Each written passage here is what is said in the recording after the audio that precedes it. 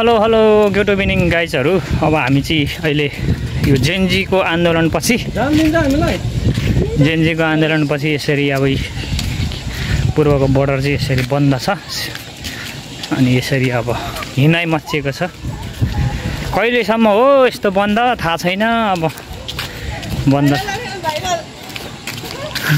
Viral है, viral दिदी viral. अहिले त बहिनी यस्तो छ, अब दिदी भन्नु पर्यो के गर्नु गाह्रो छ मलाई। यो मेचीको पुल है हजुर।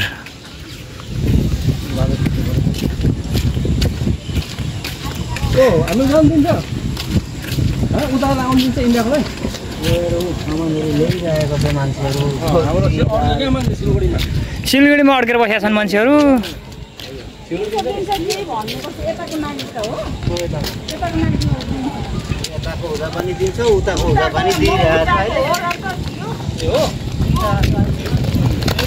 अनि फेरि इन्डियामा पनि आन्दोलन चर्किरहेको छ अरे त।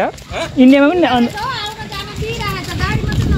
ए हल्ला छ त कहाँ भुइँमा अब 7 दिन 8 दिन बन्द हुन्छ भनेर मान्छेलाई वहाँ चाडबाड लागिसक्यो, खानुपर्छ, के गर्नुपर्छ तिनीलाई थाहा हुन्छ घर बस्नुपर्छ। होइन म सोधेको 7 दिनसम्म बन्द अब खोल्दैन भन्छ। बा आजैबाट खुल्छ बा नभए भोलि त खुल्छ। होइन अहिले खोलेको रहेछ नि त। होइन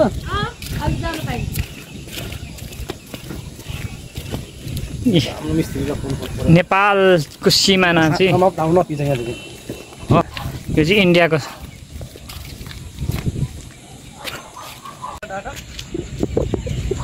यो इन्डियाको के गर्नु हो जेनजीले आन्दोलनले गर्दा। इन्डियामा चाहिँ कुन आन्दोलन हो फेरि? आन्दोलन भइरहेछ अरे त नेपालको जस्तो त्यहाँ पनि।